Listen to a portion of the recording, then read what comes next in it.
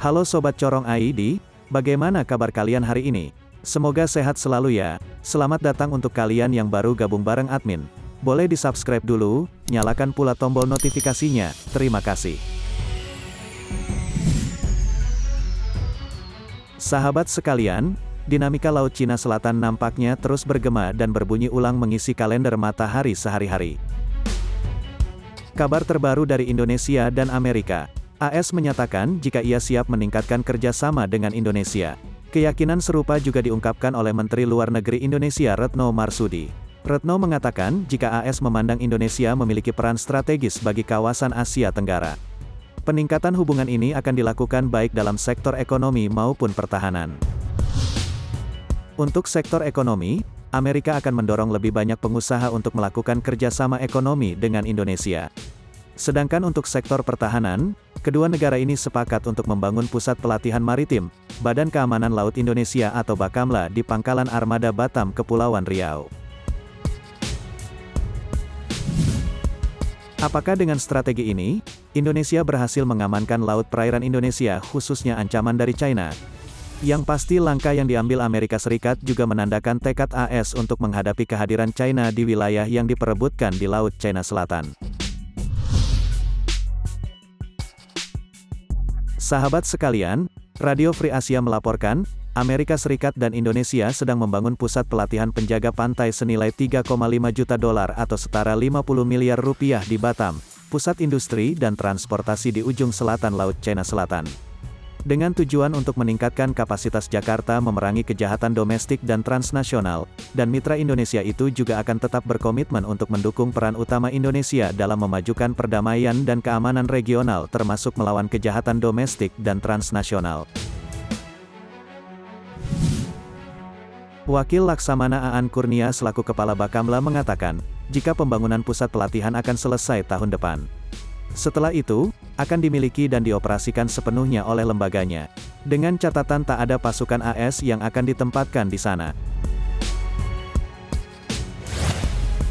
Sahabat sekalian, Bakamla telah mengintensifkan patroli laut dalam beberapa tahun terakhir, setelah kapal-kapal nelayan China yang dikawal oleh kapal-kapal penjaga pantai China berlayar ke zona ekonomi eksklusif Jakarta di lepas Pulau Natuna.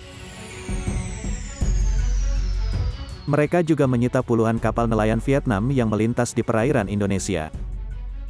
Pada awal 2021, Bakamla menangkap 2 kapal tanker di Laut Jawa yang melakukan pemindahan minyak tanpa izin, dari kapal tanker berbendera Iran ke kapal berbendera Panama, yang melanggar hukum internasional.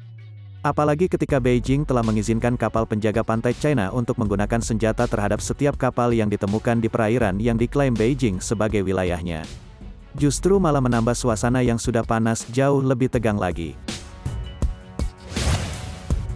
Sahabat sekalian, sebenarnya Indonesia tidak menganggap dirinya sebagai pihak dalam sengketa wilayah di Laut Cina Selatan, tetapi kawasan ini bersinggungan dengan halaman depan rumah kita dan sekaligus menjadi jalan raya transportasi strategis ke Asia Timur.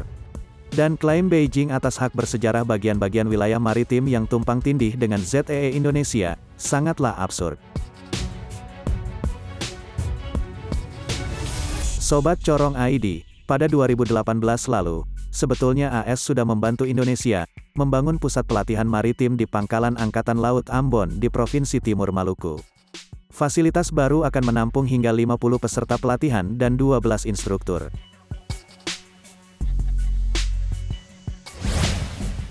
Seorang peneliti senior di Pusat Kebijakan Kelautan Berkelanjutan di Universitas Indonesia yakni Aristio Rizka Darmawan, mengatakan bahwa gambaran fasilitas baru ini yakni sebagai perkembangan yang menarik bagi Indonesia dan AS. Sungguh perkembangan yang positif bagi kedua negara, termasuk sangat bermanfaat bagi Indonesia, yakni untuk mengukuhkan simbol keberadaannya di Laut Natuna Utara, sehubungan dengan masalah sengketa Jakarta dan China yang kian rumit.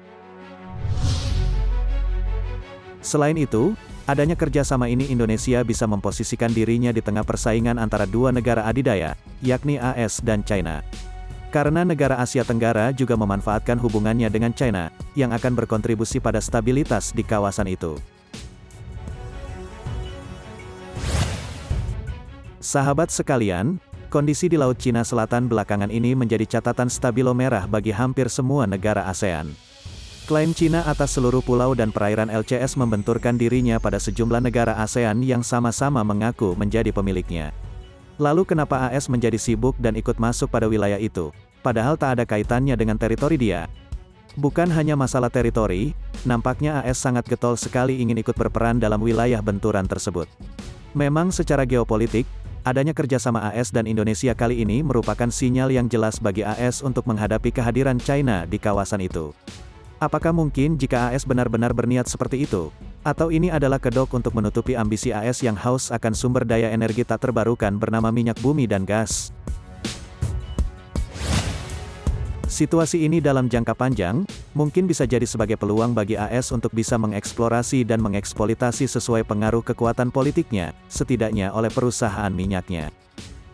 Tak bisa disangkal jika masa depan sumber daya energi fosil akan menjadi pusat perebutan kekuasaan negara-negara besar. Jadi menurut kalian bagaimana sob? Komen di bawah ya. Sahabat sekalian, kok pembahasan kita jadi merambat sih? Ya sudah, maafkan admin ya.